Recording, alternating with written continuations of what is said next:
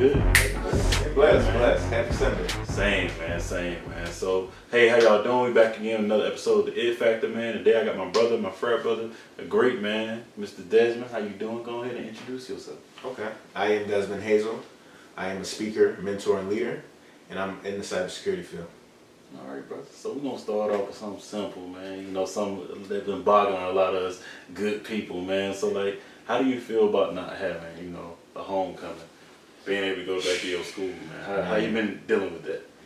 Actually, it's been kind of depressing. I've never missed a homecoming. I graduated in 2012, and I've never missed a homecoming for as long as I've been matriculated. You know, whether I lived in any city, Atlanta, Michigan,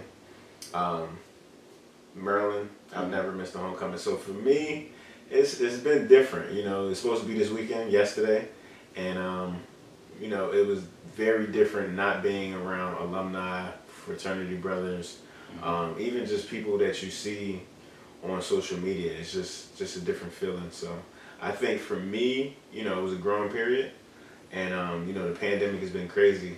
Right. But we working through it, and you know, I think homecoming next year will be bigger and better. It's gonna be amazing. Life changing. So, man, yeah, I've been on the same, bro. Like, I was posting this weekend too, and like I seen the pictures, videos, Line Brothers, frat, sending stuff out. Like, bro, we would have been doing this time. So, and all I've been saying, just wait the next year. Yeah. Just wait. God willing, we gonna be out there. It's gonna go crazy. So, man, you know, so how was it going to Morgan State, man?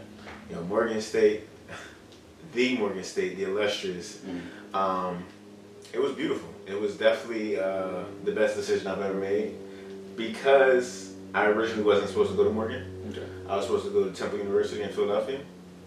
And I decided that I wanted to go to a HBCU my senior year. And that's what I did.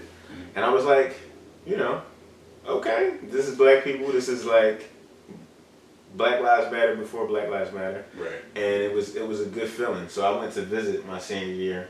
And I sat in an English class, an English 101 class with my now prophyte, Marshall. And, you know, I was just looking at the teacher. He recommended and asked if I could sit in the class and just get a feel for the college course. And it was just a dope feeling. Like, everybody was talking, having conversation, interacting. Everybody was black. Everybody was cool, laid back. The teacher was, I don't remember her name, but she was just super laid back, chill. You know, she spoke English. You know, you had some professors with the accents, but it was just, that was my first impression. And of course, I only got to visit for a weekend, so, you know, I stayed with them at the dorm. And from there, I was just like, yeah, I got to go to HBCU. All right, bet. So what drove you to go into the CIS program? The CIS program, so for me, they were trying to get me to do engineering. Just because there was a program there for black engineers, and that would get you a full ride. Right. But I was never into engineering. I can't even lie, and I wasn't gonna like fraud the process. Right. So I've been into computers ever since like I was younger. I think like 5th grade, 6th grade. I've always like been a fan of sitting behind a computer and just, you know, whether it's programming in HTML, MySpace days, and like typing courses. I always had a good typing speed and everything, and that just transitioned, and then when I was in high school, I learned how to navigate social media with MySpace, and then Facebook came out, and it was just like, yo, I want to see what this is about. So then I was like, let me major in computer science. Who has a program? I actually got accepted to Morehouse, their computer science program, Morgan State, and then a couple other universities, but I decided to go to Morgan. Got you, man. That's amazing. Yeah. Push it on, go to Morgan, man. That's what's up. I haven't been, man, but I do plan to go and visit, man. Want to visit every HBCU actually, bro, because I just feel like we have to, you know, pay homage. Yeah, I think what I've done is going on like different HBCU tours for homecoming. So I was at FAMU most recently, and then I went to Alabama A&M with Chi Chapter. Okay. And you know, I'm new to the South. And it's just very different from up north. You know, it's very like Florida got their own culture and their own type of music, and then you go to Alabama and they real, you know, laid back, country swinging, big rims. So it's like now I want to go to my next stop is Tuskegee, Okay. when homecoming comes back. Come with you. Yeah. Not to come with you. Yeah, Not to definitely. ski, bro. It's only what, 2 hours? Right. Yeah. Shoot, an hour and a half actually. Okay. But man, so that's on to the next question, man. So like, what like would you say? Like we was talking about the other day. Do you think it's a handbook to how it's gonna go out of college? 'Cause a lot of people do think that while they're in college, like I'm gonna get a job, this gonna happen. So what do you think about that? Man, my journey actually after college was crazy. I graduated and I thought I was done. I thought it was it. You know, you get a computer science degree, you get a STEM degree, you think you good. Right. But I didn't do the due diligence of having the right GPA, and I didn't do the due diligence of having an internship. So those were growing pains in my alumni process, and I had trouble actually figuring out where I wanted to live. I didn't know if I wanted to move back home, stay where I went to school, or go somewhere else. There should be a handbook, but there isn't, because everybody's journey is different. Some people, you know, they have it made when they have an internship and they get called back. They have an internship, they don't get called back, but that experience is important, and having a good GPA is actually important as well. So once I decided that I wasn't going to move back home, I was going to stay where I was at because I was comfortable, I didn't want to move again, I was just like, okay, let me put my big boy pants on and figure out what I want to do. Right. And my first job out of college was a two-month contract doing help desk. Yeah. So Wow. A lot of people who start in IT, help desk is a good start to get your foot in the door. And one of the things that it teaches you is just how to troubleshoot, which different departments there is. Like, you know, password changes, printers, different configurations, application installations. You know, you just kind of figure out what's what. Because when you coming out of college, you just know your coursework. You don't know, you know, different companies have different password policies and different things like that. But Right. Yeah, man, because I think about that with myself. Yes, I was fortunate to have, you know, go and do those internships. But even being there for so small time, it was just like, man, what am I really getting from this? And then once I got my job, it was like, hey, you know, yeah, I'm working, but like, what do I need to do more? So like, that's another reason, you know, created the show, because I want to show the people that different things you can do in the field that you're majoring in. Right. Because you don't know that in school. Yeah. You think you do, you're like, nah, I can do that job that Jeremy doing. Right. You don't know how many more jobs it is on top of that. You know. I would say that, you know, there's a job for everything. So even if you don't know what you want to do, you just kind of got to try it out. And after college, you know, you do it, you're like, I don't like it after 6 months, and then you do something else. There's nothing wrong with that, but you at least got to try it. All right, man. I feel that, man. So tell us about this great milestone you just reached, brother. You know, tell us about what you just got, man, and what does it mean? Like, what kind of advancement does it give you? What is it? It is a certification. So recently on September 19th, 8 a.m., I went and took my certification exam for the CISSP. That stands for the Certified Information Systems Security Professional certification. And that was a big thing for me, because I think about 5 years ago, I was just introduced to it, and I didn't know what it was, never heard of it, and I was slowly getting into like the cybersecurity field. I started my graduate program, and I was like, okay, talking to different individuals in the program, and I was like, what do I need to do to kind of set myself apart? So, you know, you have different certifications, but that one right there was the one that was like, okay, if you get this, you'll be fine. Like, they tell you to get a degree, no, not for this field. So I went and got that certification. This was my second time taking the exam. I think the first time I just wasn't prepared mentally, and I didn't time myself. So, you know, when you take these standardized exams, you have to answer the questions within the time frame, and you don't have time to overthink the question. Right. So I ran out of time, essentially, because you don't know how many questions you're going to get. Right. Oh. So that makes the exam even more difficult. Yeah, that's crazy, man. Yeah. It was like that. Yeah. So multiple questions. You ain't gonna know how many it is. Yeah, it could be 100 to 150. And, you know, I thought it was going to be done at 100, but if you don't clearly pass, they give you additional questions just to make sure. Cool. Just to make sure you know your Let me see if he know this. Right. So he can go and get out of the way, you know. So I got the certification, and now it's pretty much the golden nugget, you know, the treasure at the end of the rainbow. You get the certification. It's a fairly new certification. Came out in I think the early 2000s, and they've been working on it since the late 90s. And essentially, it's changed. They added more information as the field has grown and grown and grown. And now it's just one of those certifications where people take the test 4 and 5 times trying to get the certification. And, I'm happy to have it. I'll do whatever I can to keep it. You have to stay educated. You have to take classes and pay your dues. Cool. Just like being financial. And, that's it. All right, ain't no wrong with that. I'm pretty sure you're going to be good with that. Keep that up. You got to go with the neck. You got to keep going with that, man. It's expensive, but I got it. Right. So, man, what pushed you into cyberspace? Instead of being like a, software developer? Honestly, in my computer science program, you get to take electives, and one of the electives I took was network security with Dr. Eric Sack, and it was one of the courses that really interested me. So you learn that not only is there a computer, not only is there like internet, but you have to keep it secure, and how you do it. And I never knew anything about it. Like, I just would log on to a computer. Well, it was dial-up, DSL. Now we got Wi-Fi, but never knew anything about securing a computer. And then when I actually graduated, you think about getting a job. It was a recession. Can't really solidify anything. So I was like, maybe I should go back to school. And I was like, what really interests me?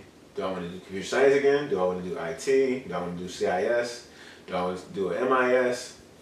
What do I do? So one of the things that got me interested is just that particular class. And then once I started taking the courses, you do the prereqs, you read about different programs, and I ended up going to Towson University for a master's degree in applied information technology.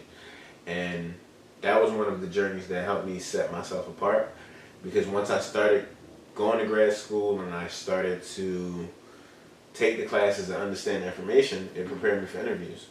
And that's when I got my first entry level gig. Okay, cool, man. Right after, like a year after I started my program.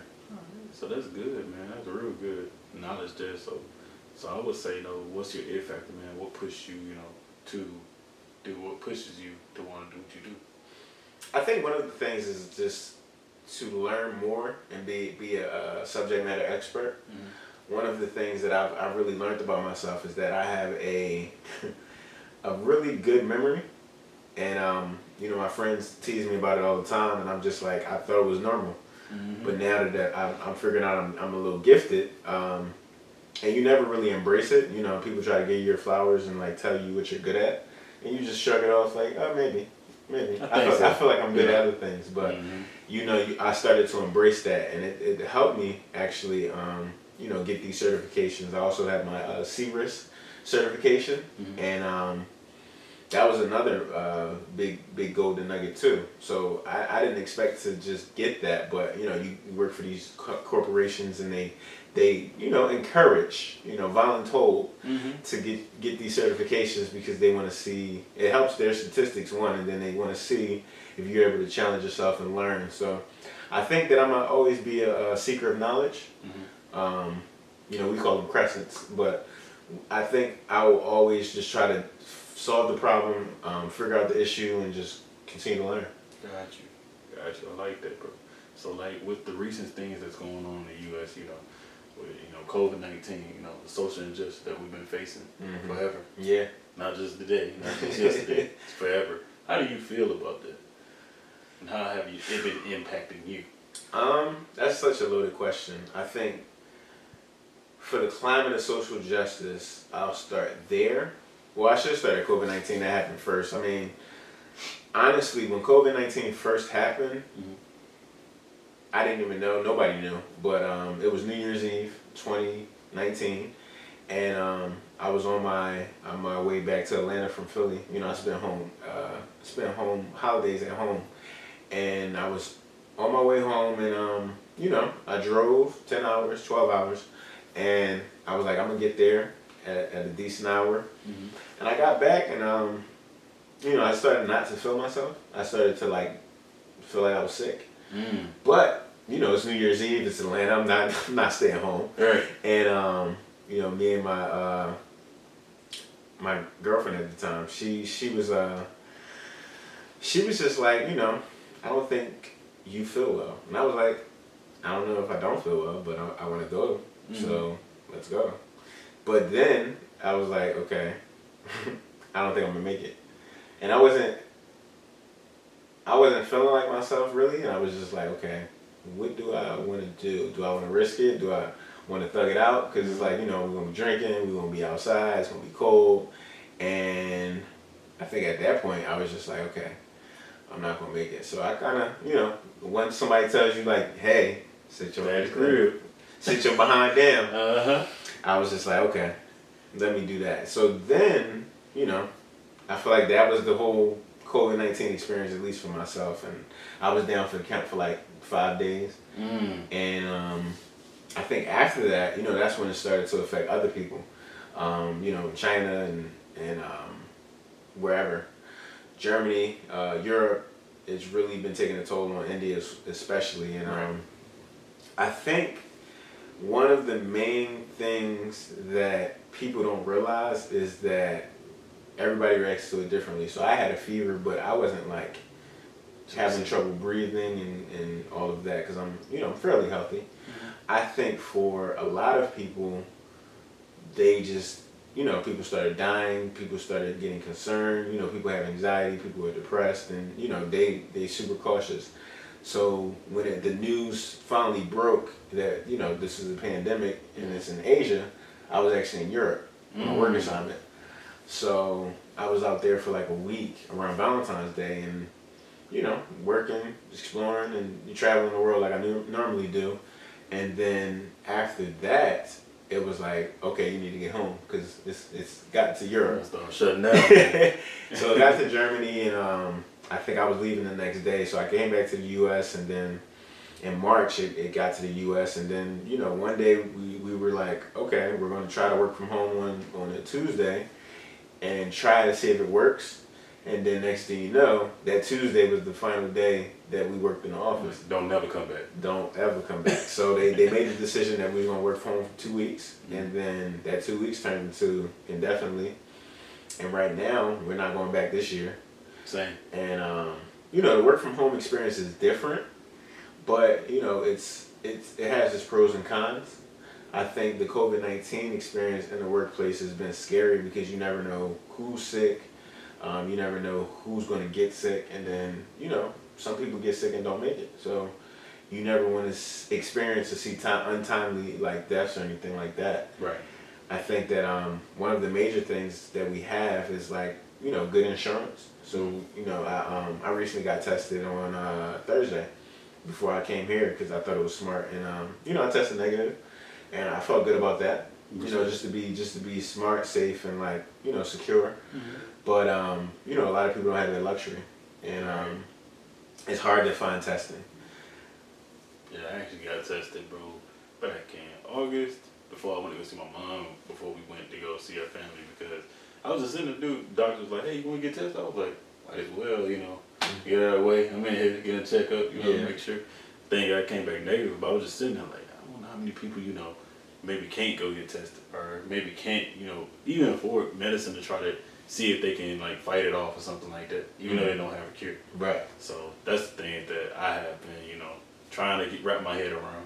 Yeah, and it's tough because now, leading into the next question, you talk about social justice and racial injustice and like all of the things that's happening, it's been happening. It's like in the midst of a pandemic, we're still dealing with everything else. Everybody's at home, on their phones, on social media, on the internet, and it's like you've really got to see, what was going on in the streets. And it's crazy because I've always been an advocate for, blacks in tech and blacks in cyber, and just, I used to be in NSBE, National Black Society of Engineers, and, I've always been around black people, right? HBCU, so I've always been in a safe haven, a safe space. But, when I moved down south and came to visit down south before I moved, you got to see it and experience it firsthand. Like, everybody's not for you, especially, police officers and things like that. So I think for me, in dealing with just the awareness, because, I work for a foreign company and they're not American based. They don't have any ties here. So they don't know anything about it. a lot of our management, our leadership, they come from that country. They come from Germany. They come from Europe. They come from China, South Africa. They come from these different continents, and it's like they don't never understand what we deal with in America. Gotcha. And that was the perfect time for them to learn and to do something about it, be actionable. And I think one of the things that they didn't do properly is just, educate the employee work base. So, people make comments as far as like when the looting went on, and I was one of the people that had to step up and just correct one of my team members, because everybody's dealt with it differently. Everybody's dealt with it in a different capacity. Some people have been depressed, some people have been angry, some people have been, very like taken aback by what's going on. But these are people's lives and these are people's livelihoods. And right. I have police officer friends who are black, and I have just regular friends who've been abused by the police and never know what's going to happen, if they're going to make it home once they get pulled over. So I think it's very, very important for us as millennials and Gen Y and Gen X to really educate, those baby boomers in the workplace about, the changes that need to happen. Because one of the major things is just educating people on being black. Right. We've been through some things. We're faced with adversity. We're behind the 8 ball. We don't have the resources to get educated. And for those who get a chance to make it to the white collar industry, we have to give back. We have to mentor. We have to educate. And everyone can't be an educator. Everybody can't be a teacher. But that doesn't stop you from being in the community and being in the streets and protesting. And you see what's going on in Nigeria now, when they're protesting the same thing. Just in a different country, maybe a different language and a different culture, but it's the same concept. Same thing, man. It ripped me. Like, I didn't know cops had that much power, like, outside. Like, you think it's bad in the U.S., even worse over there. It's like, because you got cops ripping people out of their cars, like, talking to them any type of way, raping them, doing different things like that. Yeah. They can't do anything about it. Yeah. And it's like, then you see the U.S. and the things that's happening. Of course, I'm from the South, so I dealt with racism growing up. So it's like, with seeing this, when I was at work, man, they brought up the talk, and we was talking, no one saying it. It's like crickets. Yeah. We gotta talk about George Floyd, da da da. And I just, some of me just said, this your time, just go ahead and speak. And I speak my piece, man. I just said, hey, this is what's going on. It's been going on. It's not nothing new. Y'all just have time to sit down and see it. Yeah. And I feel like in the workplace, you gotta like, if you're gonna have more black people, say you want to be diverse and say you want to do this and all these different things, you gotta know what we're facing when we leave your place. Right. Like, cause what we're facing, you never have to know what to face, but you still gotta accept what's going on. Right. You can't just push it to the back burner and think that we still gonna want to come work for you when you don't care or want to support it. So, yeah. So I'm with you on that, man. Yeah, we gotta have advocates, man. It's definitely like one of the biggest things that we face is just having support. Mm-hmm. So even for our employers who are not the same color as us, we just want to have somebody that's an ally, and they call it, diversity and inclusion, having allies in the workplace where you may not know, but you might want to educate yourself and support. Mm-hmm. And we just need more allies in the workplace where we can have a better understanding and we can have the conversation, and it won't just be us in the front lines, it'll be them too. Right. Somebody just hold us, man. Help us out. That's all we need. Of course. So, like, even going away from our questions, bro, like, I was going to say it anyway. Thank you for what you have even done for me, man. Like, bro, I came to the fraternity and I met you, and, bro, you helped me, like, get set up to get my first job. Like, and that's an amazing thing, not only just for the fraternity, but for the person you is. That's you giving back. Yeah. And you done that for multiple people. And I just want to thank you for that, man, and just think that you keep doing that. And I'm actually in the process where I can do the same. Right. So I'm so happy to be able to do that. And I feel like that's what we have to do, like you were saying, when teaching and educating people. Mm-hmm. Yeah, you may not be a teacher. You may not be an educator or be able to get to that space. But it is your duty, as to pull up another brother or sister that you can help out if you can help. Right. So I'm with you on that. Absolutely, man. And I thank you as well, man. And, it's one thing to get the job, but you have to perform well. And you have to actually, like, leave a good name for yourself. So, I thank you for just holding it down, doing what you need to do. And, I could just get you an interview. That's right. That's like, it. Get you in DoorDash, you got to figure it out. How's it going to be? You. I don't know. Go ahead. Figure it out. Mm-hmm. So he gave me the pointers, man, and I thank you for that, man. So do you have any questions for me? So what have you learned? Like, I got you the job, I got you the interview, and you are working for my former employer. What do you think about their environment, their culture, and I know they did a lot of different changes to kind of navigate the industry. The industry's changing. Yeah. People are purchasing at these times. So how's that affected?